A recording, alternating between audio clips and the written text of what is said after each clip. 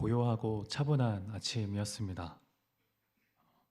거대한 의미와 가치를 위해 자기 삶을 모조리 내던진 이들로서는 한순간 자기 삶의 근거가 사라진 사건이 그리스도의 십자가였죠. 누군가에게는 자기 삶의 방향을 가리키는 나침반을 상실했다거나 나의 존재를 지탱하는 바닥이 순식간에 꺼져버렸거나 인간의 삶을 모조리 앗아가는 거대한 자연재해가 예상치 못한 순간에 들이닥친 비극과도 마찬가지였을 겁니다. 그러니 그 아침의 고요함은 비극의 그림자입니다.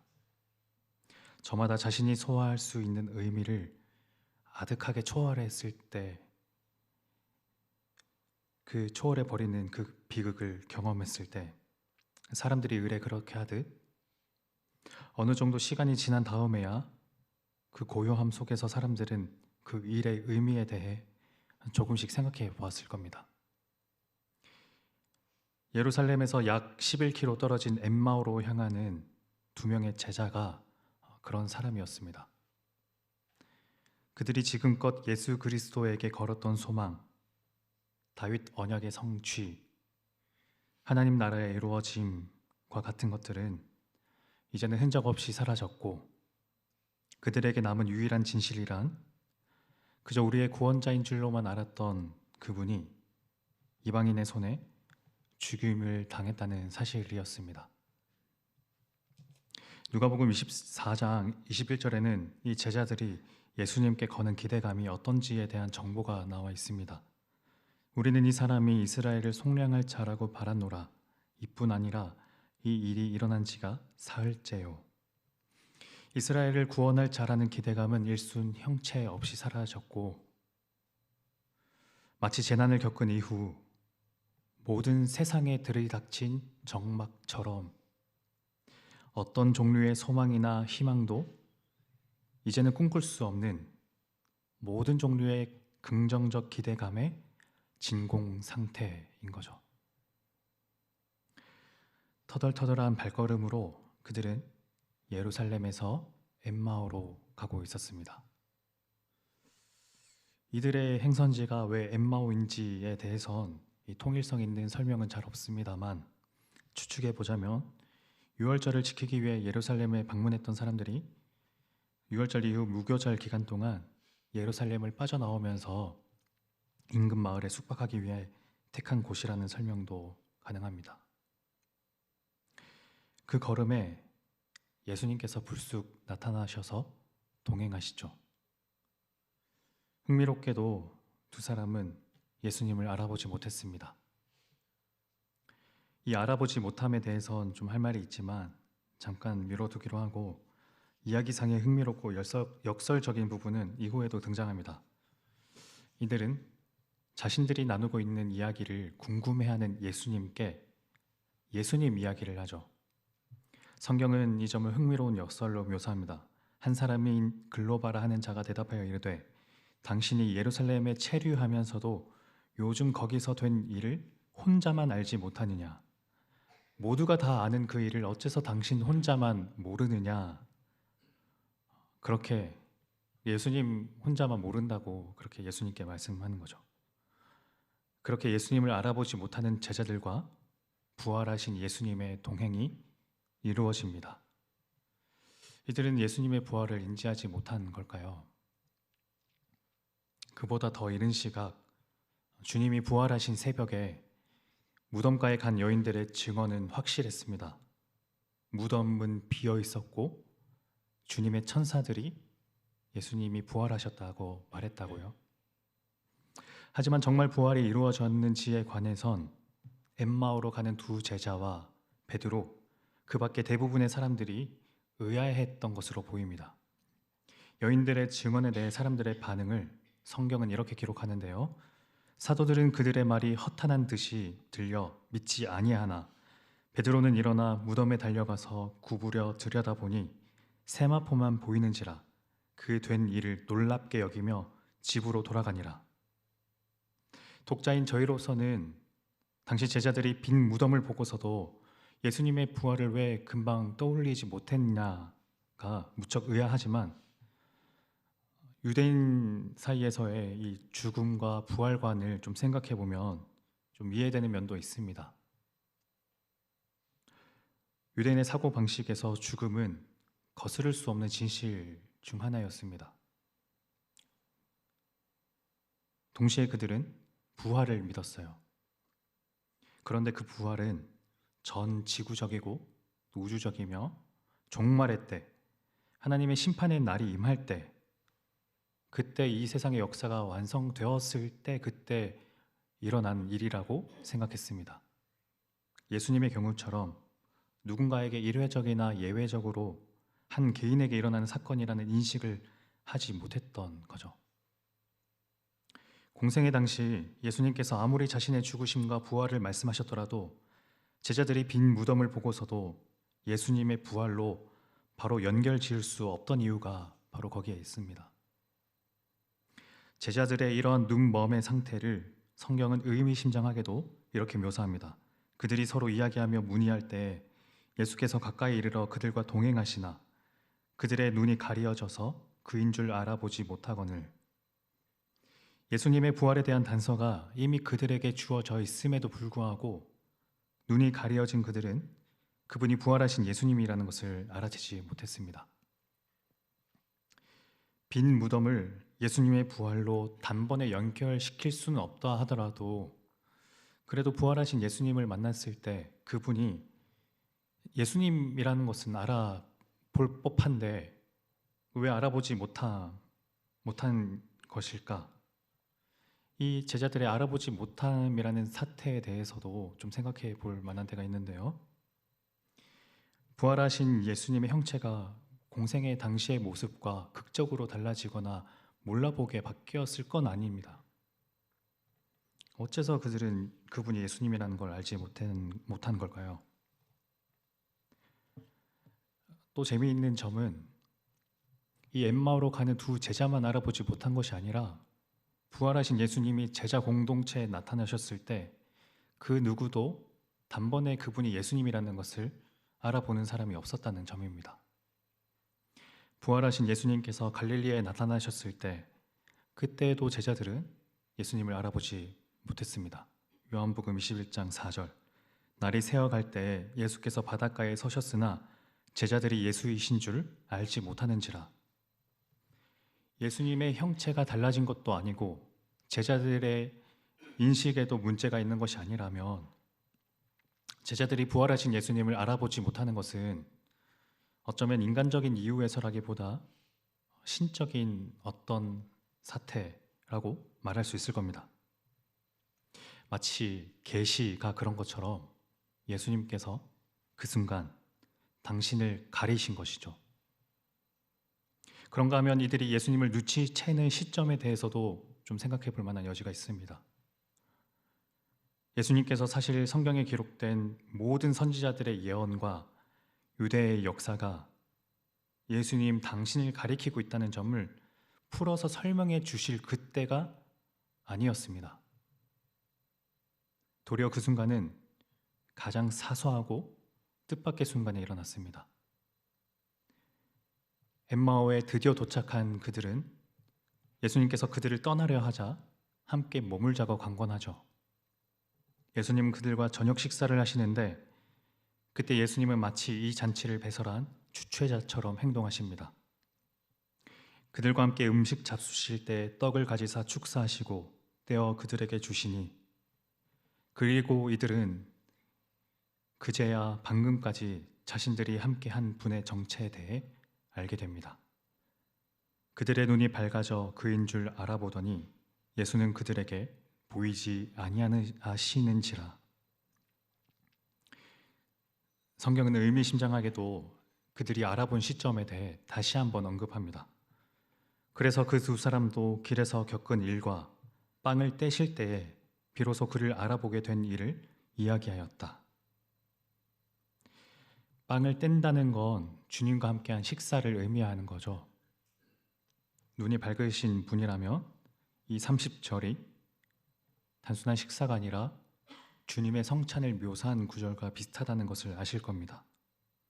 왜 하필 성찬일까요? 이런 의미와 비슷하게 부활하신 주님이 제자 공동체에게 나타나셨을 때 그들과 늘 식사를 하셨다는 점도 짚어야 합니다. 이후에 누가복음 22장 42절에서는 주님이 제자들과 함께 빵만 드신 것이 아니라 생선도 드셨다고 나옵니다.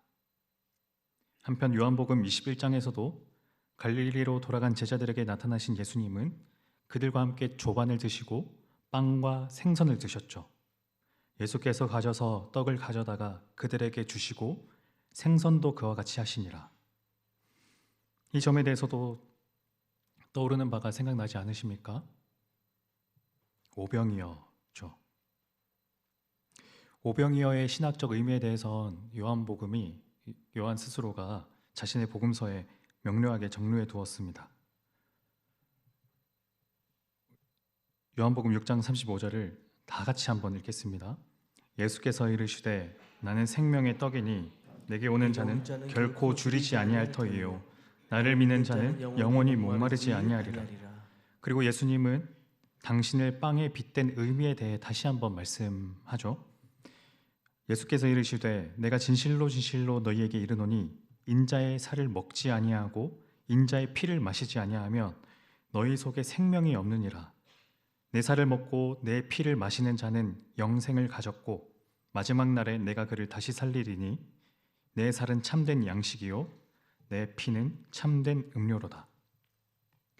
인자의 살을 먹고 인자의 피를 마시는 사람만이 생명을 얻고 그 사람은 영원한 생명을 누릴 수 있다는 것, 바로 이 의미에서 주님의 성찬의 기원은 참 양식이자 참 피를 알려주신 오병이어 사건이라고도 말할 수 있습니다.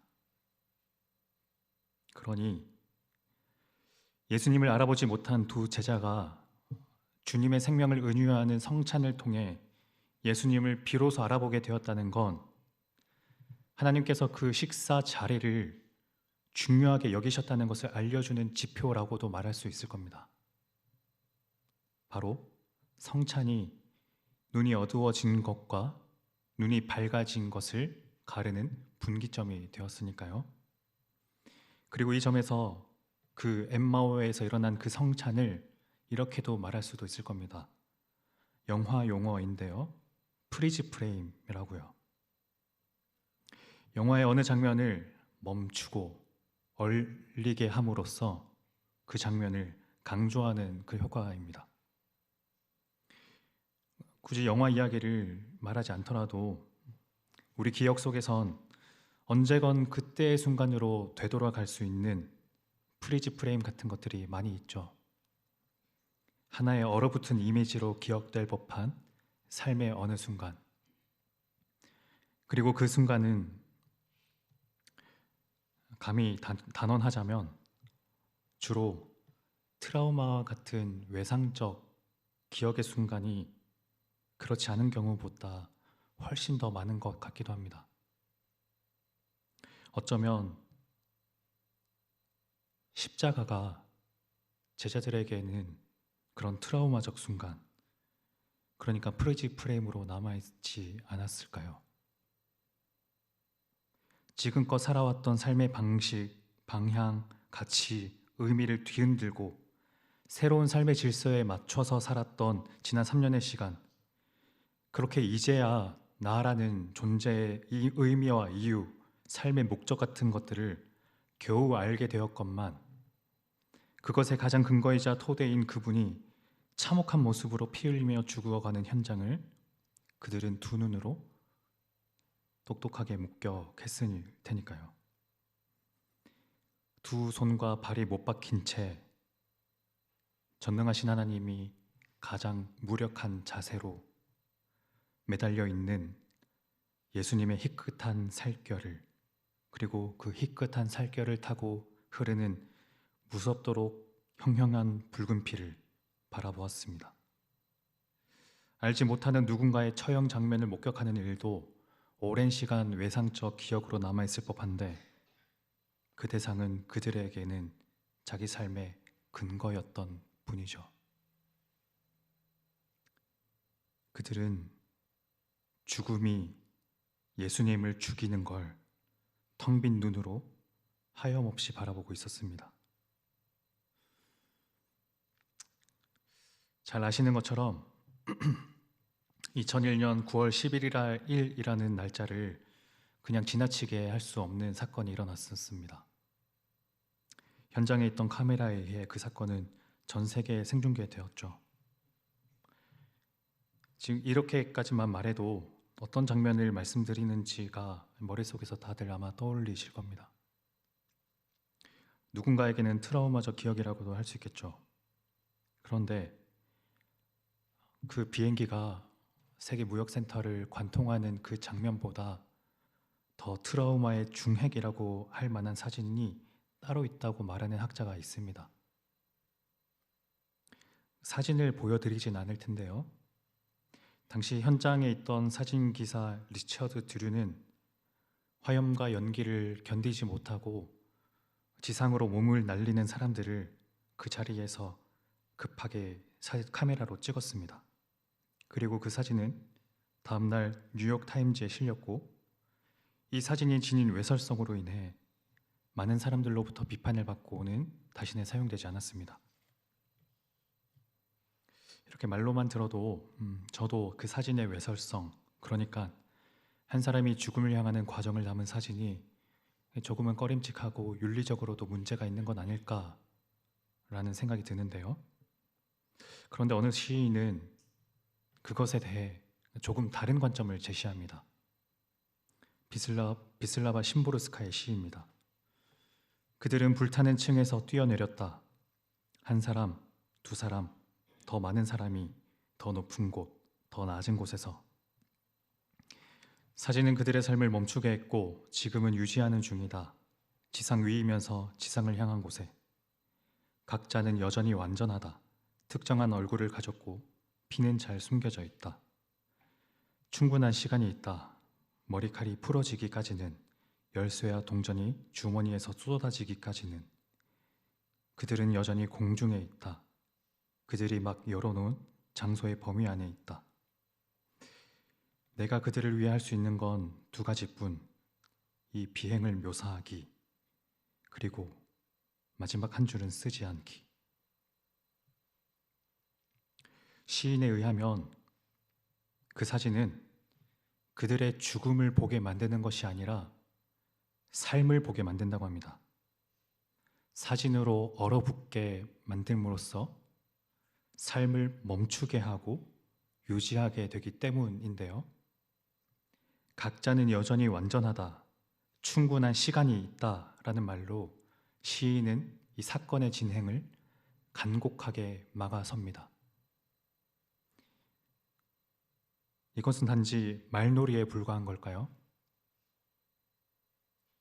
실제 삶은 결말이 정해져 있는데 단지 팔자 좋은 예술가의 한낱 비현실적인 망상인 걸까요?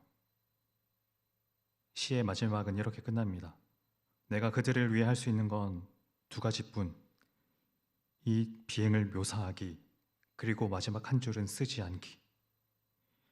몸을 던진 것 투신이 아니라 비행이라고 하고, 그리고 마지막 한 줄을 쓰지 않음으로써 그 비행은 영원히 끝나지 않게 되었습니다.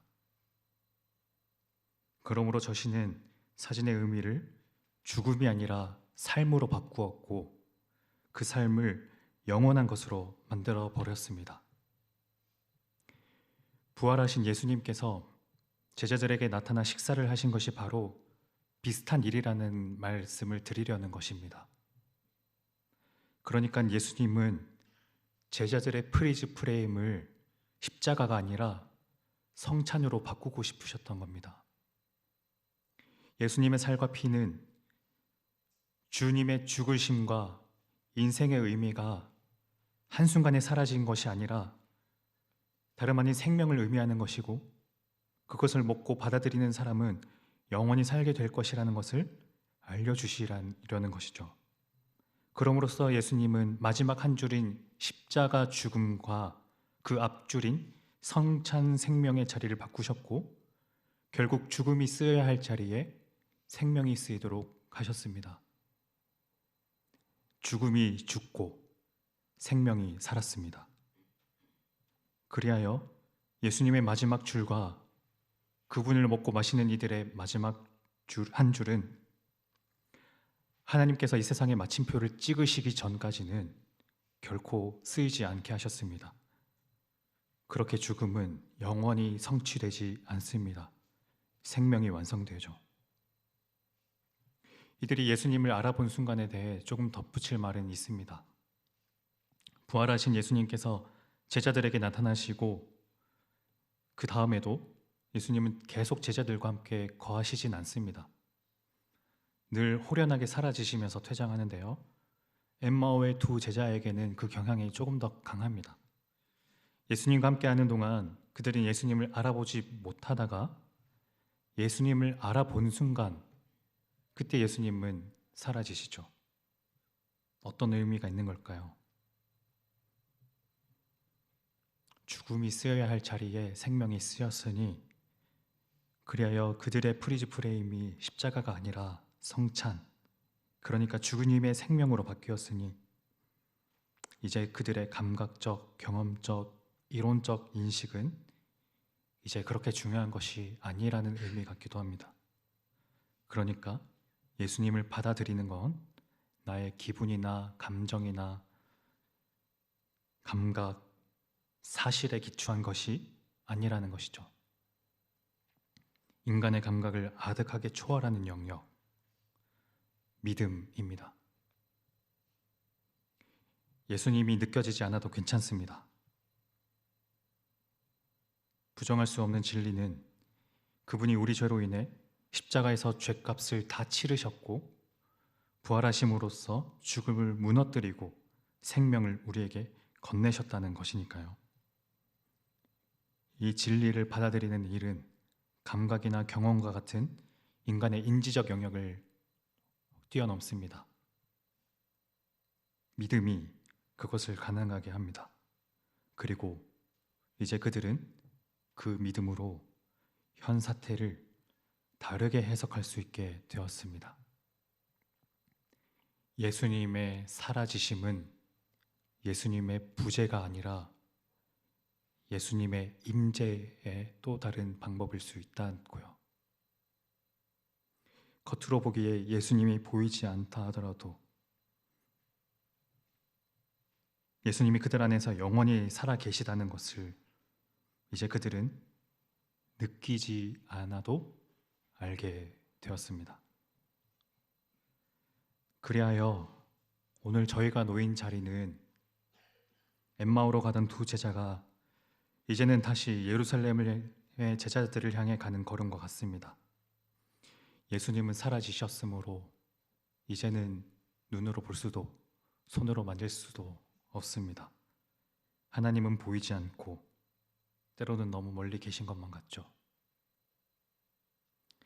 그러나 우리의 인지 감각으로 입력되는 그 모든 정보들을 거부하고 죽음이 쓰일 자리에 주님이 바꿔 쓰신 생명을 믿는 마음으로 나아간다면 저희도 그걸 배운 제자들처럼 저희의 현실을 바꿔 쓸 수 있게 되지 않겠습니까? 보이는 것이 전부라 믿는 세계에서 보이지 않는 세계가 있다는 것을 알고 그 세계의 질서에 순응하며 사는 삶, 그렇게 된다면 나에게 일어나는 일의 의미들도 조금은 다르게 해석할 수 있는 관점이 생길 겁니다. 어떤 일이 나에게 단 하나의 완결된 의미만을 강압적으로 안겨주려고 할 때 그것에 저항하고 죽음이 아니라 생명과 평강을 가리키는 의미로 해석할 수 있는 힘,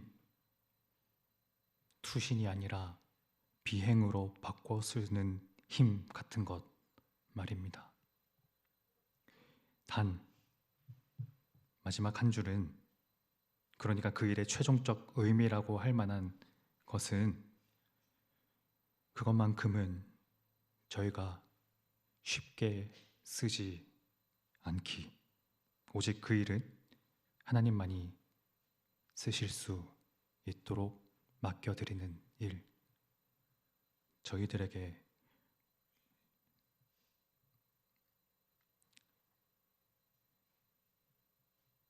하나님께 올려드리는 그 여백의 공간을 늘 내어드리는 그 일은 저희가 늘 포기하지 않았으면 좋겠습니다.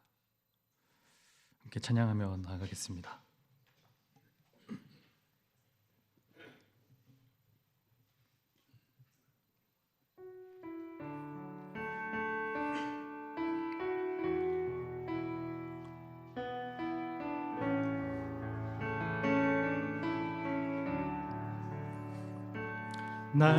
날마다 숨쉬는 순간마다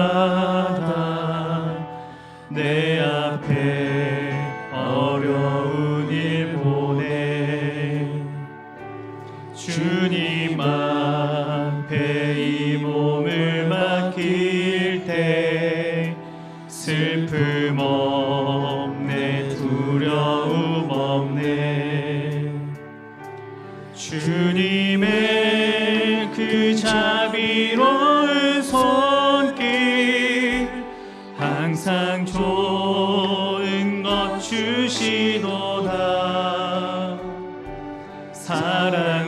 사랑스레 아픔과 기쁨을 수고와 평화와 안식 날마다 주님 내 곁에 계셔 날마다 주님 내 곁에 계셔 자비로 날 감싸 주시네 주님 앞에 이 몸을 맡길 때 힘 주시네 위로함 주네 어린 나를 품에 안으시사 항상 평안함 주시도다 내가 살아 숨을 쉬는 동안 살피신다 약속하셔 인생의 어려운 순간마다 인생의 어려운 순간마다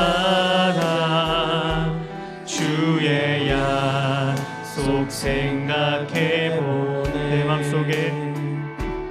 내 맘속에 믿음 잃지 않고 말씀 속에 위로를 주님의 도우심 바라보며 주님의 도우심 바라보며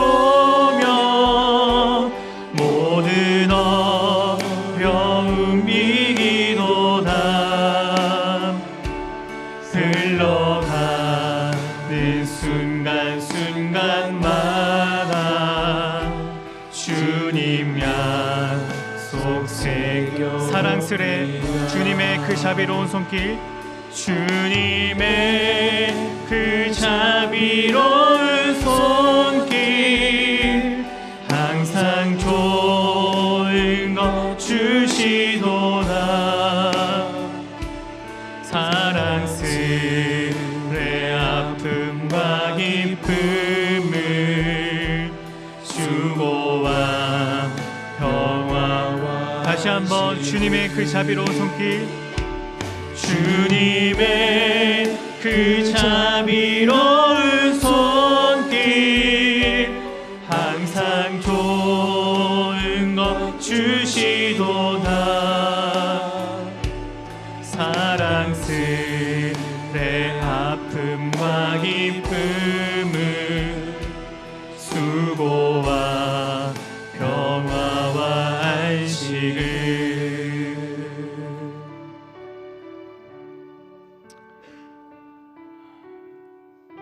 2024년이 이제 저물어 갑니다. 지나온 한 해를 한번 되돌아보면서 오늘 우리가 보내었던 그 한 해가 나에게 어떤 의미였고 또 어떤 가치가 되었는지를 생각해 보시면서 나의 일상을 다르게 해석할 수 있는 능력이 있다는 것도 떠올리시면서 예수님께서 제자들에게 예수님의 부재가 아니라 예수님의 임재를 알게 하셨고 눈에 보이는 것이 전부가 아니라 눈에 보이지 않는 세계가 있고 그것은 오직 믿음으로만 그것을 감지하고 받아들일 수 있다는 것을 알려주셨던 것처럼 인간의 감각과 이성과 그 모든 인간관계를 뛰어넘는 그걸로는 파악되지 않는 그 신적인 영역과 그 순간이 있다는 것을 기억하시면서 내가 살아왔던 그 삶이 그 시간이 오늘 나를 어떻게 만들었고 또 하나님께서는 나를 어떻게 이끌으시고 가시고 계시는지를 떠올리시면서 날마다 하나님을 더 알아가고 주님께서 주시는 그 모든 순간들이 때로는 행복과 기쁨이 있지만 또 때로는 슬픔과 아픔과 수고가 있지만 그러나 그 모든 것들이 실은 주님의 그 자비로운 손길 안에서 주님은 항상 우리에게 좋은 것 주시는 분이라는 것을 믿음으로 수렴되고 봉합될 수 있도록 해달라고 그 믿음에 의지하여서 우리의 삶을 해석할 수 있도록 해달라고 지나왔던 우리의 모든 시간들을 주님 앞에서 해석해 보시면서 함께 감사함을 하나님께 올려드리며 기도하며 나아가겠습니다. 기도합니다.